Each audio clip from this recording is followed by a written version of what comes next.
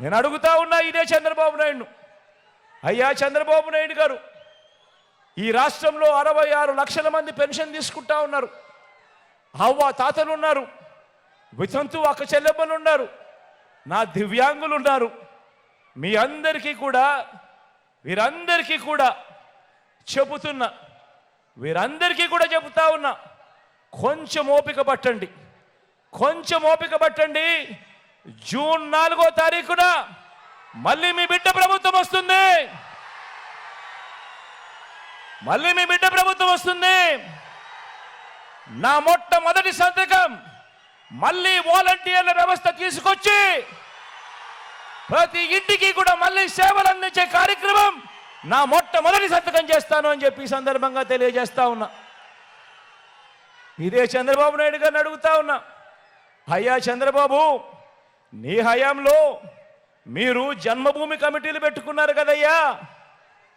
Pension కావాలన్నా, ration కావాలన్నా, certificate కావాలన్నా, చివరికి మరుగుదొడ్లు కావాలన్నా కూడా లంచం ఇస్తే కానీ, వివక్ష లేనిదే కానీ ఏ ఒక్క పేదవాడికి అందే పరిస్థితి అప్పట్లో ఉండేది కదయ్యా.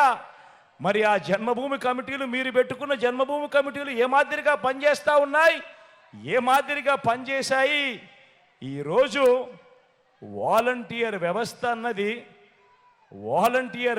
అన్నది జగన్ అభిమానించే ఈ సైన్యం ఎలా పనిచేస్తూ ఉంది అని అంటే, చంద్రబాబు నాయుడు గారి గుండెల్లో రైళ్లు పరిగెత్తించే కార్యక్రమం జరుగుతూ ఉంది అని కూడా ఈ సందర్భంగా తెలియజేస్తా ఉన్నా.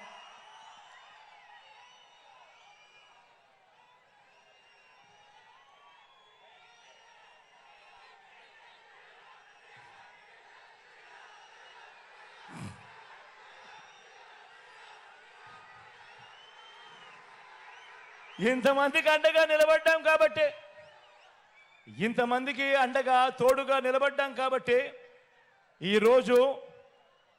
ఈరోజు మీ బిడ్డ జగన్కి నా అనేవాళ్ళు ఎవరు అని ఎవరైనా అడిగితే మీ బిడ్డ ఏమి చెబుతాడో తెలుసా? ఇంతమందికి అండగా, ఇంతమందికి తోడుగా నిలబడ్డాం కాబట్టి మీ బిడ్డకు నా అనేవారు ఎవరు అని అడిగితే మీ బిడ్డ ఏం సమాధానం చెబుతాడో తెలుసా? ఆంధ్రప్రదేశ్ రాష్ట్రంలో 5 కోట్ల ప్రజలు, అందులో పేద వర్గాల